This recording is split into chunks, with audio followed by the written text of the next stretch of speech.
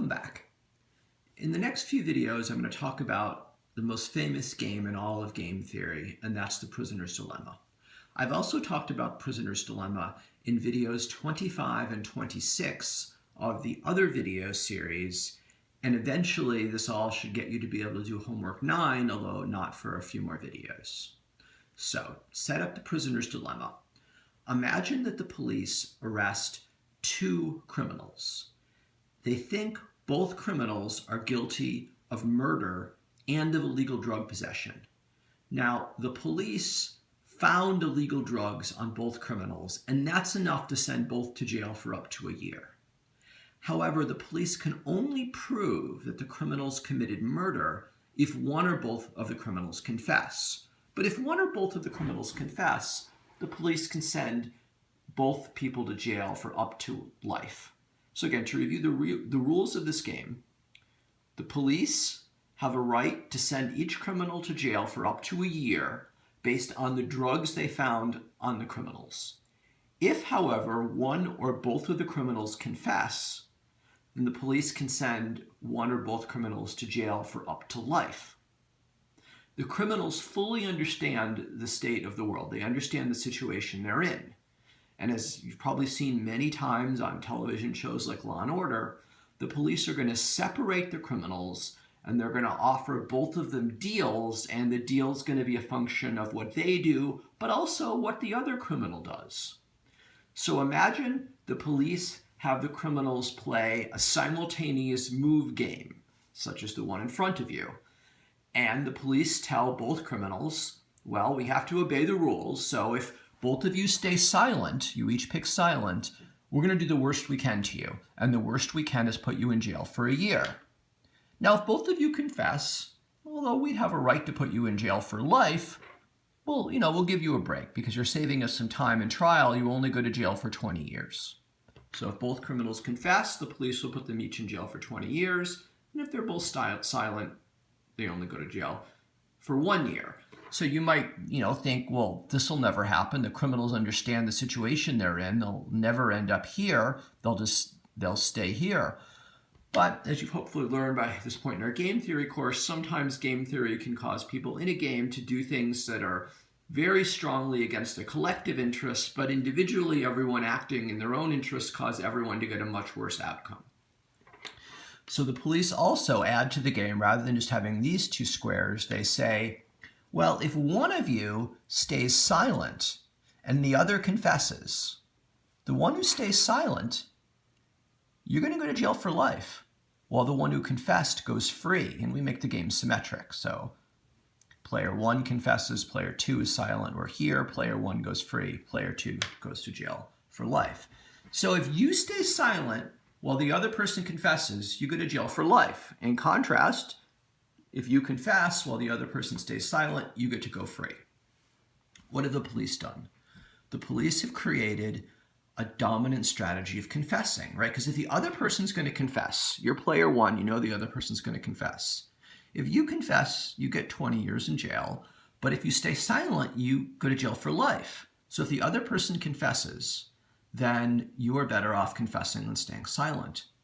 If the other person stays silent, well, now if you confess, you go free. Well, if you stay silent, you only have to go to jail for 1 year. So if the other person stays silent, you should confess. So confessing is a dominant strategy, and we would expect both people to confess if they're rational.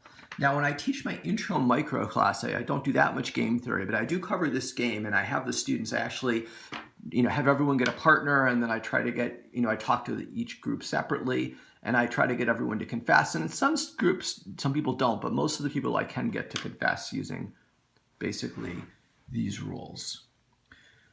So in the prisoner's dilemma, you're much worse off if you all confess, but it's in the individual interest to confess. What if we allowed cheap talk before a prisoner's dilemma? What would happen? Well, you'd certainly try to convince the other person to stay silent, right? If you're one of the two criminals, you convince, please, hey, let's agree to both stay silent. And then you would confess to hopefully go free. And if worst came to worst, if they double-crossed you while you were double-crossing them, you'd end up here and both get 20 years in prison. I think there's a lot of applications to the prisoner's dilemma. So let me start talking about a few of these applications. One is if grades are curved in a class. You can imagine if all of you study really hard, then, in a class where grades are curved, you all might get the same grade as if none of you studied. The problem is it's hard for students to come to an agreement to not all study, because if you get everyone else to study, you should study and you'll get the better grade. So studying might be a dominant strategy, and that corresponds to confessing. Another example of a prisoner's dilemma is steroids in athletic competitions. So imagine, take professional football or baseball or whatever players, and imagine steroids have two effects. The first effect is they do make you a better athlete, but the second effect is they permanently damage your health. So, football players are all better off if none of them take the steroids than if all of them do. But taking steroids could still be a dominant strategy, because if no one else takes them and you do, you could be one of the top football players, earn millions of dollars a year. That could be worth the health effects. And if everyone else takes them but you don't, well, then you probably can't play at all. So people are sort of stuck in a prisoner's dilemma. Now, whenever there's a prisoner's dilemma, there's always an incentive for people to try to get out of it.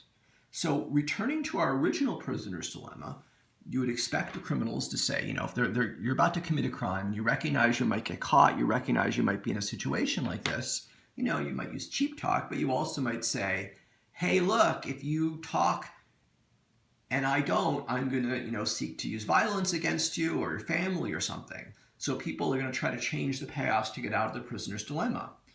In terms of sports, people try to get out of the prisoner's dilemma by having testing.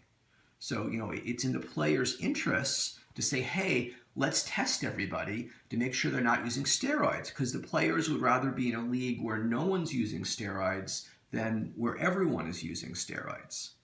But also in prisoner's dilemma, again, you want to try to get out of it by changing the rules. But when you get out of it, there's still an incentive to get back into it, to cheat. So players with steroids have an incentive to agree to a testing regime, but then try and cheat and still take steroids themselves, because then they get the situation where they're the ones cheating, confessing, and everyone else is staying silent. And this is always the pressure. So you want to make sure, if you're going to commit a crime with someone, you want to convince them, hey, let's agree, we'll stay silent if caught. And to enforce this, we'll each think, we'll hurt the other person if they talk. But then if you're caught by the police, you try to work a deal. Hey, police, I'll confess, but then, put me in witness protection. So there's always when you're in a prisoner's dilemma, you want to get out of it, but it kind of pulls you back in. Now, if we were still doing class, I would be out asking you about dress codes in high school. I think dress codes in high school are a great example of prisoner's dilemma faced by parents. So, imagine you're the parent of a daughter, of someone like you, except, a few years ago when you were in high school. And your daughter's coming to you and saying, Mom, I have to wear these really nice clothing for high school, these expensive clothing for high school to fit in. And, your parents are like, I don't want you to be superficial. I have people judge you on your personality or knowledge. And you say, oh, come on, Mom, Dad, that's not how it really works. Look, everyone else is wearing these expensive clothing. And if I don't, I'll be at a social disadvantage. In fact, Mom, you want me to be a scientist, right? You were hoping I'd be a chemist? Well, if you don't buy me a really expensive dress, I'm going to be insecure socially, and that will hurt my grades, and I'll never be a chemist. So if you want me to be a scientist, you've got to buy me a really expensive, pretty dress. And of course, all the kids are telling their parents this, hey, look, all the other parents are buying their kids expensive clothing. Are you going to put me at a disadvantage? Or they might be say, look, I want a social advantage. Come on, buy me even better clothing than the average student. and I'll be at a social advantage. This will give me confidence, and I'll make more friends, and I'll have a better life outcome.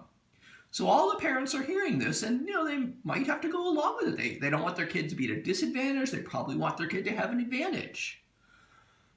But the parents, let's say they talk to each other about this. They could come up with a solution, and in many school districts, parents have. And I would be asking you, what is the solution? What do you think it is? Well, it's dress codes for high schools. These are great things for parents. The parents talk to whoever runs the high school and says, hey, we're all competing with each other. Our daughters and sons are competing with each other for wearing expensive clothing. Can we not do that? Let's please have a dress code, have some, modest, inexpensive uniform that all the kids have to wear. That way, I would much rather my daughter be dressing as the average student is, and that's in a cheap way. So a lot of schools do this. They implement dress codes, saving parents a lot of money. But remember, whenever there's a prisoner's dilemma, you come up with a way out of it, you're still going to cheat, right? So go back to the athletic leagues. Your players agree, let's test each other for steroids, definitely. And then they take them, or they figure out some way of bribing whoever's testing them, or they come up with some new dangerous drug that will pass, pass a testing regime. So what do people do when there's dress codes in high school? Well, you try your best to get around the spirit of it. What if the dress code is everything but shoes? You get really expensive shoes. If it doesn't cover your hair, you get really expensive hair. Or you come up with loopholes. You say, for sports team, we can't wear the mandatory uniform, so we have to wear this other thing. So kids are, really trying hard. Or you say, I have religious reasons why I have to wear this. So there's always people trying to break out of it.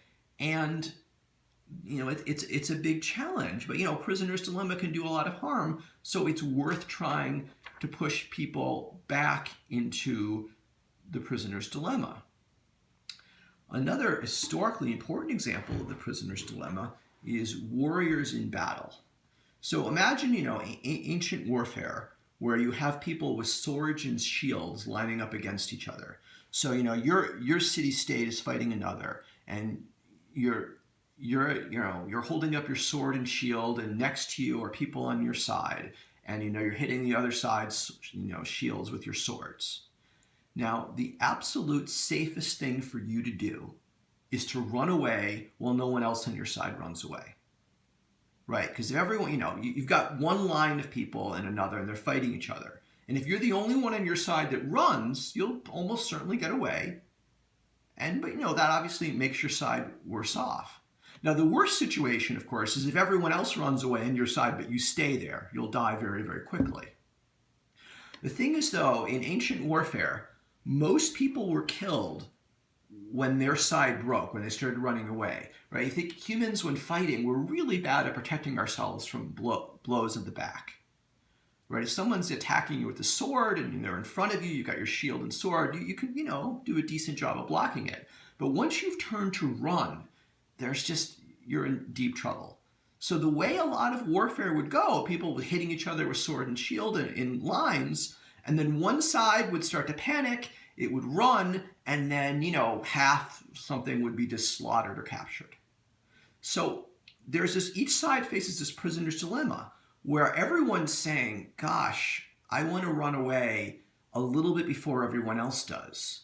If you think your side is about to crumble, right, you want to run away 5 minutes before everyone else does. But if everyone else is trying to run away 5 minutes before everyone else does, you just run away really quickly. So each side has this prisoner's dilemma where people really want to run away, but the side that doesn't run away wins the battle. So how do you overcome this? Well, you probably know that courage is considered an important virtue. And one of the reasons I think that is to try to overcome this prisoner's dilemma. What you want to do is convince soldiers in your army that they're better off dead than thought a coward. Now that's hard, right? We humans really, really don't want to die. But if you can convince someone, no, you're better off dying than running away. Well, if everyone on your side thinks that, your side won't run away and the other side might. Something else you can do is punish people who run away, to say, look, if you run away in battle, you'll get away from this battle, but then eventually you'll be tracked down and killed. That's a useful way. That's the equivalent in the original Prisoner's Dilemma, is say, look, if you confess and the other person's silent, you think you're free, but we're in the mafia, so we're going to kill you. So this is an advantage. If you go back to the Roman Empire, one of the reasons the Roman Empire did so well is that their soldiers almost never ran away. You could be pretty confident if you were fighting, unless things got truly horrible, that your side wasn't going to run away, while the barbarian armies they often fought weren't as organized, and they would, so this gave the Romans a huge advantage. But again, ancient warfare, a lot of the warfare comes down to convincing your side not to run away, even though you were in a prisoner's dilemma, and at least short term, it was very strongly in the interests of your side to run away. Now, another example of prisoner's dilemma is with cutting price. You can imagine there are two firms competing with each other, and if you lower your price, you get to steal some of the customers from the other firm. But they feel the same way. They could lower their price and steal some of your customers. So you might rather both charging high prices than both charging low prices. But you might be in a prisoner's dilemma. Well, if the other firm is charging a high price, you would like to lower yours to steal their customers. And so, and if they're charging a low price, you need to charge a low price to not lose all of your customers. So you're kind of trapped in this prisoner's dilemma. One way out of the prisoner's dilemma is attempt to collude to say, hey, let's both promise never to lower our price. I'm not going to go into this in detail, but there's something called antitrust law, and it's actually a criminal act in the United States to agree with another company to not lower your price. So if you want to charge a high price, the other firm wants to charge a high price, and you keep doing it, that's fine. But if you call each other up on the phone and say, hey, let's both agree to never lower our price, you've committed a crime for which you can and for which people do sometimes go to jail. So prisoner's dilemma is, it's everywhere. It's, again, in a situation where you're collectively better off. If you all do something in the situation, you all stay silent, but individually you're better off confessing. So if you can't come to some agreement, you all end up confessing. Now, a big way around the prisoner's dilemma is if you play the game repeatedly. So what if you're playing a prisoner's dilemma game this week and next week and the week after? So going back to our pricing situation, you're setting your price for this week, so is the other firm. For this week, you could lower your price and capture some customers from the other firm, but then they would do that to you next week. So this is called a repeated play of prisoner's dilemma. And the dynamics there get kind of interesting and kind of complicated. And we'll explore that in a future video. Thank you. Goodbye.